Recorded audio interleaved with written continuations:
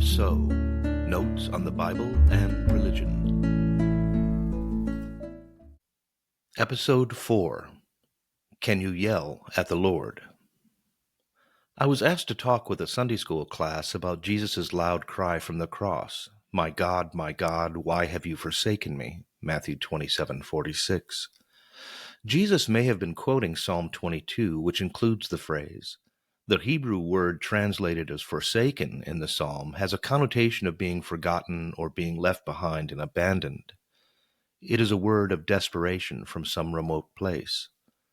Specifically, I was asked to assist in the discussion of whether it's okay to yell at God during times of hardship or seeming God-forsakenness. Some people think it is inappropriate to talk angrily to God. "Lightning might strike you," one person said with a chuckle. I'm reminded of the movie The Apostle from 1997. Robert Duvall plays Euless Sonny Dewey, a Texas preacher. He is devout and far from perfect.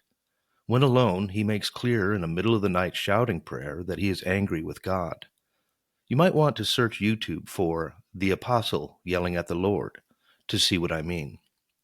He's honest and direct with God. He's talking to God, not about God, and he's not struck by lightning. I recommend the film.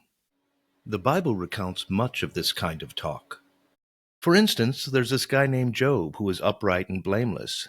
He comes to suffer so greatly that he accuses God of being his enemy more than once. See, for example, Job 13:24 and 33:10.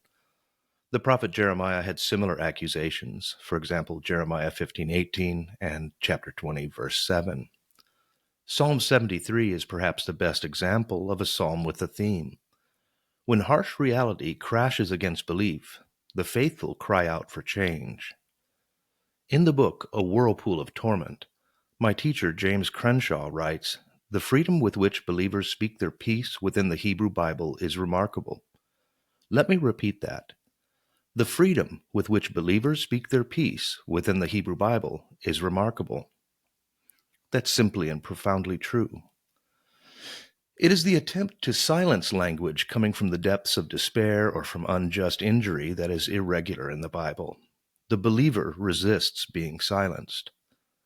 There is a tendency, I believe, for people to build a fence, a hedge as they say, around what we find precious or holy or dangerous. Consider the first prohibition in the Bible.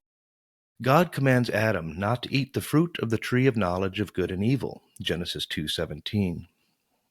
It seems that Adam shares this rule with Eve, but has he added to it? In Genesis 3:3, she states that one must not even touch the tree. Who said they couldn't touch it? God didn't say that. Did some human add that fence? Soon after, they were hiding from God. And so, straight away, the Bible shows how humans put up fences around the holy, even though we are free to confront God honestly, directly, and sometimes, like Euless Sonny Dewey, even angrily. God's tough enough to take it. Something to think about. What is anger? How does anger differ from rage? Have you ever yelled at the Lord?